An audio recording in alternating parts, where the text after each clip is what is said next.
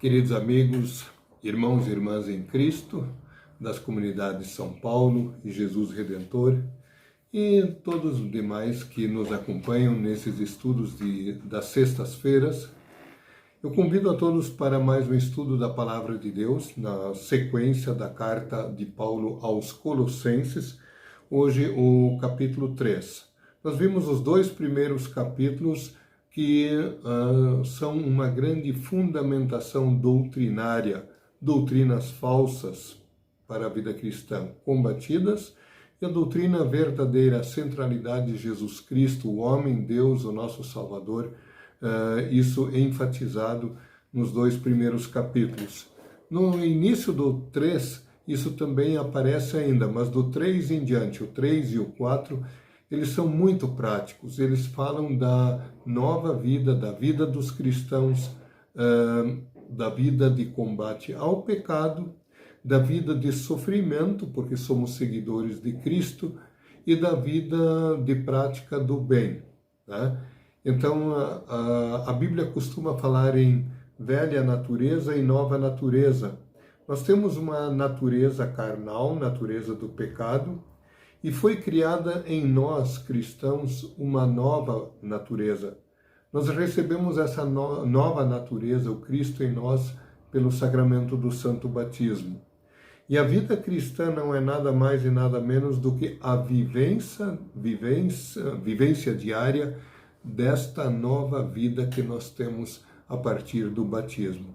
Combate às tendências do velho homem, da carne pecaminosa, e os esforços em nós fazermos o bem. Também outra linguagem que é usada, que nós morremos com Cristo e ressuscitamos com Cristo. Isso aparece em várias cartas, né? É uma linguagem que diz o seguinte: espiritualmente nós já morremos e ressuscitamos com Cristo. Um dia nós vamos morrer fisicamente e ressuscitar espiritualmente. Ressuscitar fisicamente também. Mas se nós já morremos e já ressuscitamos, nós somos convidados a vivermos uma vida nova, uma vida diferente do mundo.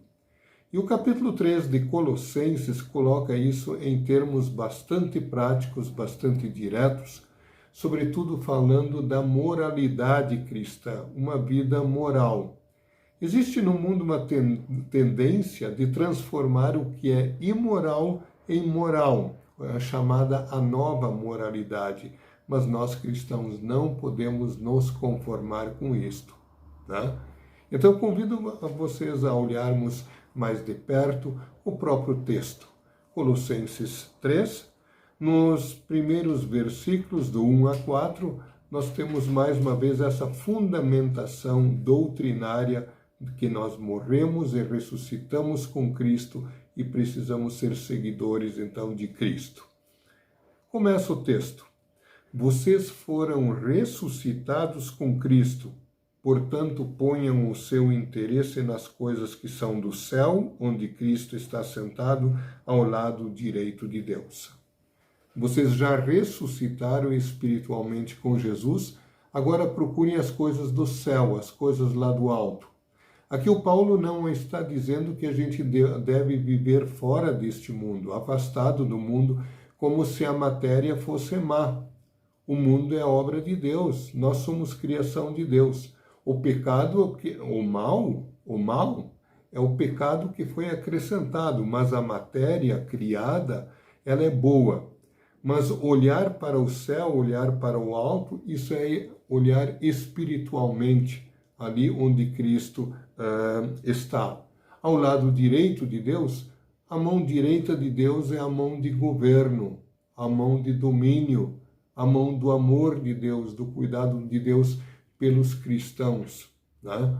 Então, nós temos que sempre procurar estar junto a Jesus Cristo, junto a Deus. Pensem nas coisas lá do alto e não nas que são aqui da terra. Repito, a terra em si não é má, a matéria não é má, mas as coisas aqui da terra referem-se ao pecado que entrou no mundo. Procurem não pensar no que natureza pecaminosa dita, quanto às coisas terrenas no sentido de coisas maldosas, coisas pecaminosas. Por quê?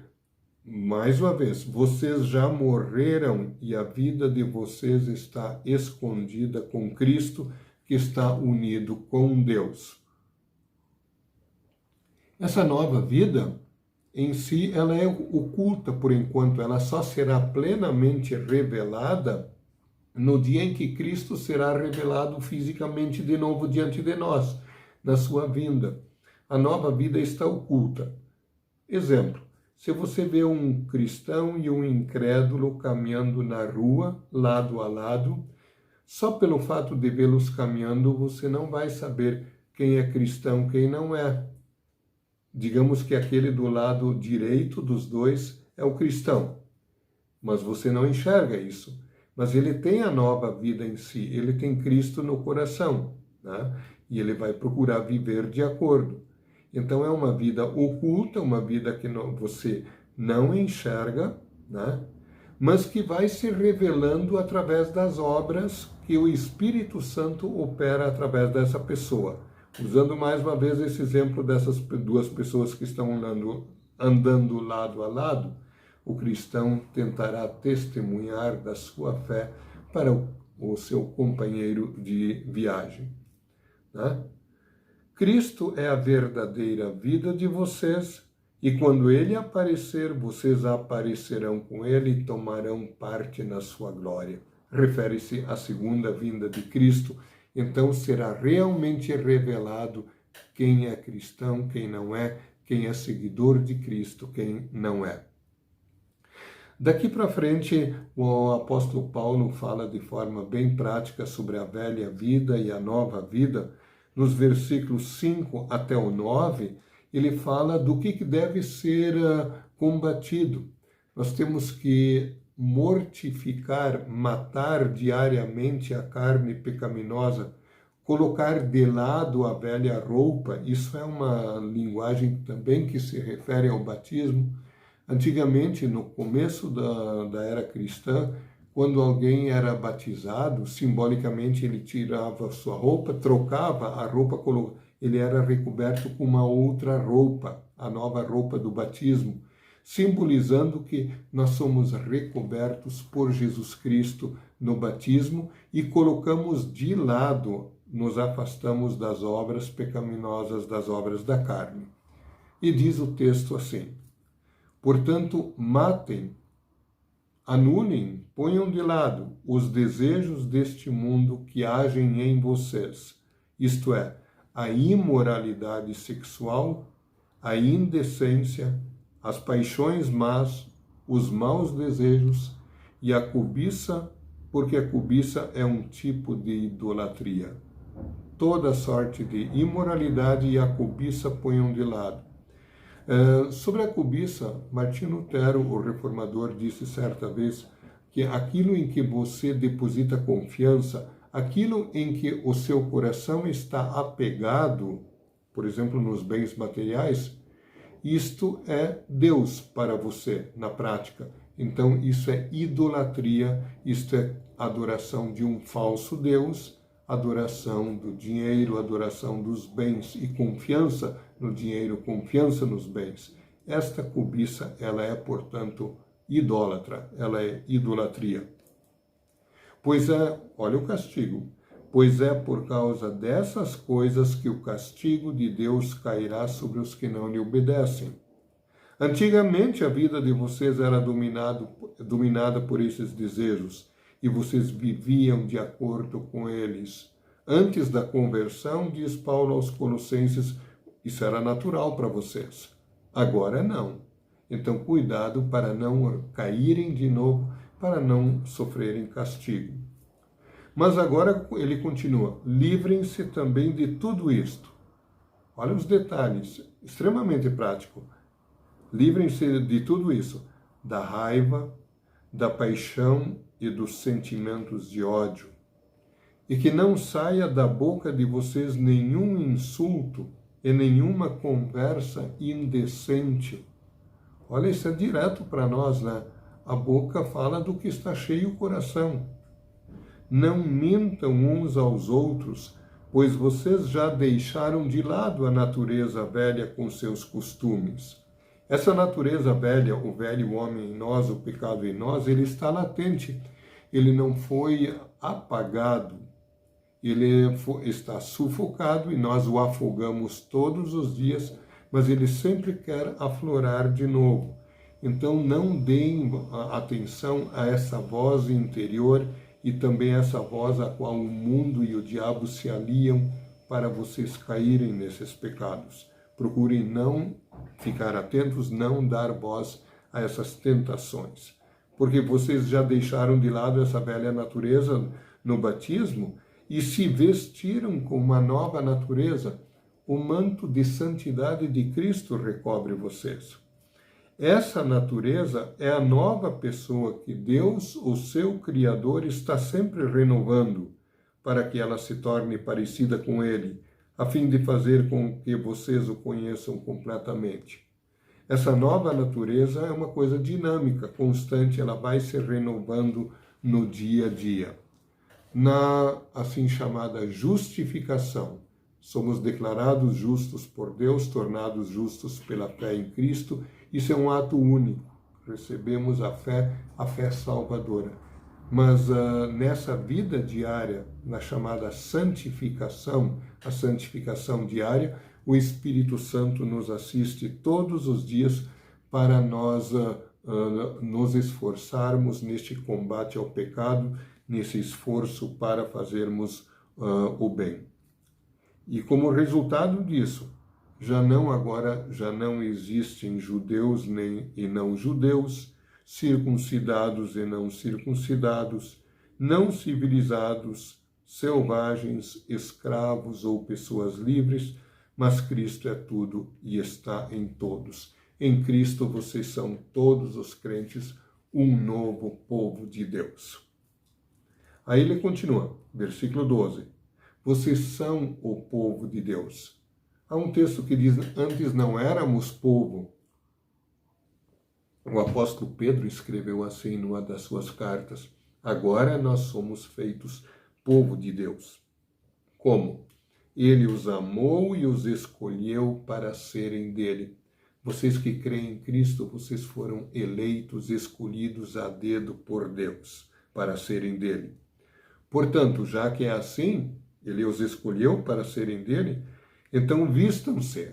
A nova roupa tem mais detalhes de misericórdia, profundo amor para com o próximo, de bondade, de humildade, de delicadeza e de paciência. Como nós precisamos crescer nessas virtudes, na verdade, virtudes que o Espírito Santo opera em nós. Não fiquem irritados uns com os outros e perdoem uns aos outros. Na verdade, nós carecemos de todas essas virtudes, então somos convidados a crescer nelas, mas como nós também carecemos delas, nós sempre pecamos de novo, então temos que nos perdoar mutuamente. Perdoem uns aos outros caso alguém tenha alguma queixa contra outra pessoa. Assim como o Senhor perdoou vocês, perdoem uns aos outros. Não tem como não pensar na quinta petição do Pai Nosso, e perdoa-nos as nossas dívidas, assim como nós também perdoamos aos nossos devedores. E acima de tudo, diz Paulo, adiante, versículo 14, e acima de tudo, tenham amor, pois o amor une perfeitamente, interliga todas as coisas. A palavra para amor aqui é agapon, é de agape. Agape é aquele amor que vem de Deus, de um amor incondicional. Deus nos amou primeiro para agora nós amarmos a Deus e uns aos outros, né? E este amor que vem de Deus faz com que nós amemos devidamente as outras pessoas, e isto tece elos de união entre pessoas que são tão diferentes umas das outras, mas que têm Cristo em comum. Portanto, são todos os crentes irmãos. e que a paz que Cristo dá,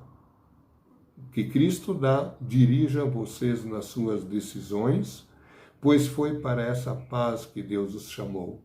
Deus não chamou para vocês para guerra, para intriga, para ódio, para desavença, desunião.